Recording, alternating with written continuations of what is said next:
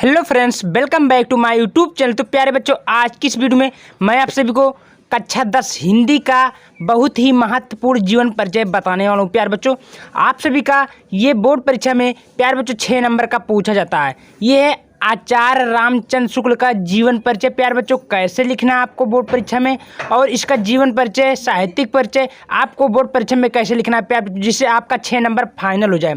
एकदम सरल भाषा में, बेहतरीन भाषा में प्यारे बच्चों बताऊंगा। मात्र आपको इतना लिख के आएंगे परीक्षा में तो आपका 6 नंबर बिल्कुल पक्का हो जाएगा प्यारे बच्चों। ठीक है, एकदम सरल भाषा में, देहाती भाषा में बताऊंगा। ठीक है प्यारे बच्चों, तो बच्चों आपसे छोटी सी प्रार्थना, अगर मेरे चैनल पे नए तो चैनल को सब्सक्राइब कर दीजिएगा, वीडियो को लाइक जरूर करिएगा प्यारे बच्चों। ठीक है, चलिए चलते हैं। लिखना कैसे, देखिए सबसे पहले आपको हेडिंग डालना आचार्य रामचंद्र शुक्ल। ठीक है प्यारे बच्चों, उसके बाद में आपको काले पेन से डालना है जीवन परिचय। ठीक है प्यारे बच्चों, अच्छे से डालना, थोड़ा डिजाइन मेरे का। ठीक है, लिखना क्या है, लिखना आपको हिंदी के प्रतिभा संपन्न यानी कि बहुत ही महान साहित्यकार का जन्म सन 4 अक्टूबर 1884 को बस्ती जिले के आगोना नामक ग्राम में हुआ था। यानी कि प्यारे बच्चों, आपको करना क्या है, जो जन्म रहेगा आपका थोड़ा दूसरे पेन से करना है, जो गांव रहेगा दूसरा पेन से करना है। ठीक है प्यारे बच्चों, जिससे अच्छा लगे, एग्जाम में खुश होकर पूरा नंबर दे। ठीक है बच्चों, आगे चलिए।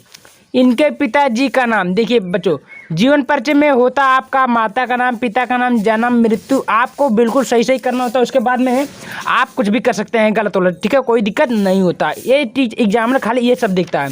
ठीक है बच्चों, चलिए लिखते हैं। आगे लिखेंगे क्या, हाँ, इनके पिताजी का नाम चंद्रबली शुक्ल था। ठीक है, इनके पिता मिर्जापुर के कानूनगो थे, यानी कि वकील थे।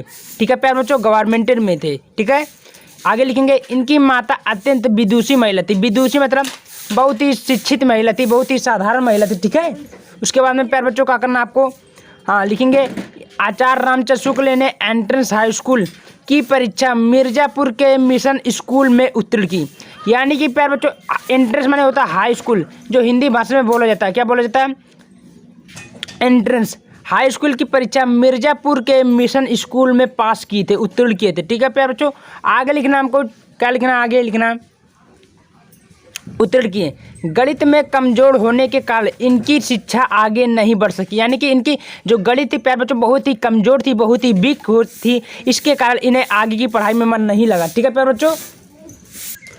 बच्चों, हम लोग आगे चलते। ठीक है, इसके पश्चात ये मिर्जापुर, हाँ आगे लिखेंगे, इनके कारण इनकी शिक्षा आगे नहीं बढ़ सकी, यानी कि नहीं हो सकी। ठीक है, आगे लिखना है इसके पश्चात ये मिर्जापुर के न्यायालय माने वही कोई स्कूल था, न्यायालय में नौकरी कर ली। ठीक है, और इनकी स्वभाव अनुकूल के कारण, इनकी भाव अच्छी नहीं होता, इसी कारण ये नौकरी छोड़ दी। यानी कि इनका जो भाव था, बोलने का बर्ताव था, बोलने का ढंग नहीं था, सही नहीं था, इसके कारण ये पढ़ाई की कोशिश छोड़ दी। ठीक है, आगे लिखना हमको, अतः ये मिर्जापुर के मिशन स्कूल में चित्रकला के अध्यापक हुए। यानी कि वहीं मिर्जापुर के एक स्कूल में इन्होंने 1 से लेकर 12 तक के स्कूल था, उसी में टीचर के अध्यापक यानी कि मास्टर हो गए। ठीक है, आगे लिखना प्यारे बच्चों हमको, अध्यापक हो गए।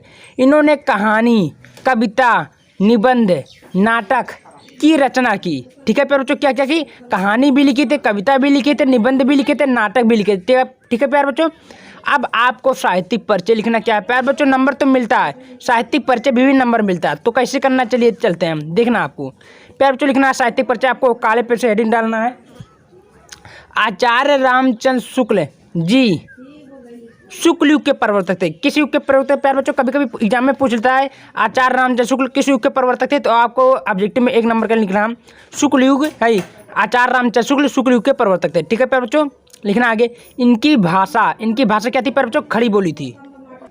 ठीक है प्यारे बच्चों, इनकी भाषा खड़ी बोली थी, बात क्लियर हो रहा है। ठीक है, ये काशी नगरी प्रचारली सभा के पत्रिका का संपादन भी किए। ठीक है, क्या किए, काशी नगरी प्रचारली सभा का पत्रिका का क्या संपादन भी किए। ठीक है, इनकी शैली क्या थी, भावनात्मक थी। ठीक है, इनकी बात की जाए, कभी कभी पूछता है कि इनकी शैली क्या थी, भावनात्मक थी, विचारात्मक था, आदि था। ठीक है, बात क्लियर हुआ।